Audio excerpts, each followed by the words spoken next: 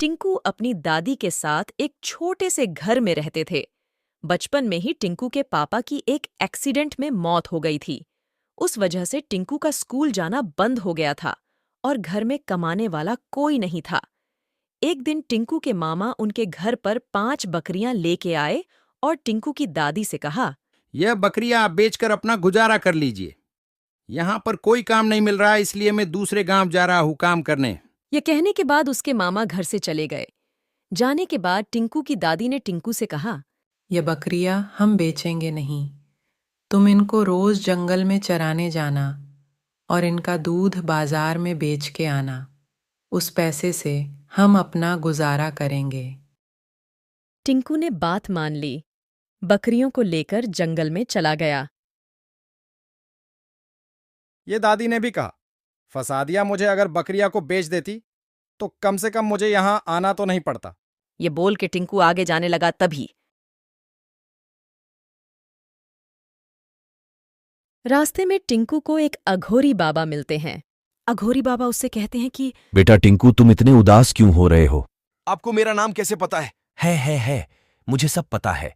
ये भी पता है कि तुम इतने उदास क्यों हो। अगर आपको पता है तो इसका समाधान भी बता दीजिए आप। एक काम करो, यह बकरियां तुम यहाँ पर ही छोड़ के जाओ और कल आके ले जाना। टिंकू उनको मना करने ही वाला ही था। तब उसने सोचा कि वैसे भी इन बकरियों का करेंगे भी क्या, कल आके देख लूंगा।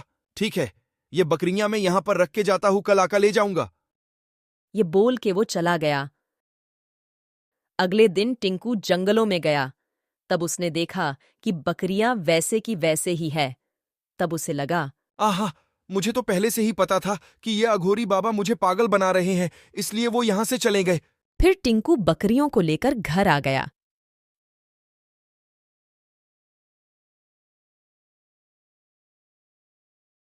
कल घर बकरियां नहीं थीं, इसलिए टिंकू की दादी ने टिंकू से कहा, कल तुम बकरियां लेके क्यों नहीं आए और आते ही सो गए? मुझे तो लगा तुमने सारी बकरियां खो दी है। अरे दादी, बकरियों को खोया नहीं, बल्कि कल मैं जंगलों में गया। तब वहां एक अघोरी बाबा बैठे थे। उन्होंने मुझे रोका और ये बकरियों को वही रखने को कहा, इसलिए मैं बकरियों को कल रख के आया। टिंकू की बात सुनते ही उसकी दादी जल्दी से बकरियों की तरफ जाने लगी, मानो जैसे बकरियों को कुछ हो गया हो। बकरियों को सही सलामत देख दादी को सुकून मिला। बेटा, घर में जाओ, कोई बाल्टी लेकर आओ, बकरियों का दूध निकालते हैं, फिर तुम बाजार जाके बेच आना। ठीक है दादी, लेके आता हूँ। ये लो दादी, लेके आ गया। लाओ जल्दी से दो। फिर दादी दूध जैसे ही निकलती है, दूध इतना निकलने लगा कि एक के बजाय 5 बाल्टी भर गई और दादी और टिंकू भी हैरान हो गए। दादी, यह सब क्या हो रहा है? इतना सारा दूध कैसे आ रहा है, वो भी एक बकरी से? हाँ बेटा, यह बात तो मुझे भी समझ में नहीं आ रही कि इतना सारा दूध एक बकरी कैसे दे सकती है। दोनों बात कर ही रहे थे कि वहां वो अघोरी बाबा आ जाते हैं। दादी, यह वही अघोरी बाबा है जिन्होंने मुझे जंगल में बकरियों को रखने को कहा। हाँ बेटा, मैं ही हूं वो अघोरी बाबा जिसने तुमको बकरियों को मेरे पास रखने को कहा। बाबा जी, मैं आपको प्रणाम करती हूँ, पर मुझे यह नहीं समझ में आ रहा कि यह बकरियां इतना दूध कैसे दे रही है। पहले यह इतना दूध नहीं देती थी, इसलिए मेरे भाई ने यह बकरियां मुझे दी बेचने के लिए, ताकि हम अपना गुजारा कर सके। हा, मुझे यह बात पहले से ही पता थी कि तुम्हारा परिवार अभी बहुत कष्ट झेल रहा है। इसलिए जब टीकू जंगलों में आया, तब मैंने बकरियों को जादुई बकरियों में बदल दिया है, ताकि तुम इनका दूध बेचकर अपना परिवार चला सको। अच्छा, चलो मैं चलता हूँ, मुझे दूसरे गांव में भी जाना है, उनकी समस्या देखने। ऐसा बोलते ही बाबा जी अचानक गायब हो गए। अरे दादी, बाबा जी इतनी जल्दी कहाँ गए?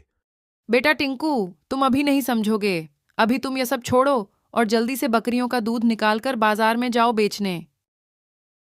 टिंकू दूध लेके बाजार में गया। शुरू में टिंकू से दूध कोई भी नहीं लेता था, लेकिन टिंकू के पास बहुत दूध था। इसके कारण वो अपने दूध में मिलावट नहीं करता था। इसीलिए लोगों को टिंकू का दूध अच्छा लगने लगा और धीरे धीरे टिंकू का व्यापार बढ़ने लगा। और फिर बाद में टिंकू ने एक दुकान लगाई। तो बच्चों, आपको इस कहानी से क्या सीखने को मिला? अगर आपको पता है तो कमेंट में बताएं, और अगर आपको नहीं पता है तो मैं आपको बताती हूँ। आपको या सीखने को मिला कि बड़ी कामयाबी पाने के लिए छोटे छोटे बदलाव करना बहुत जरूरी है।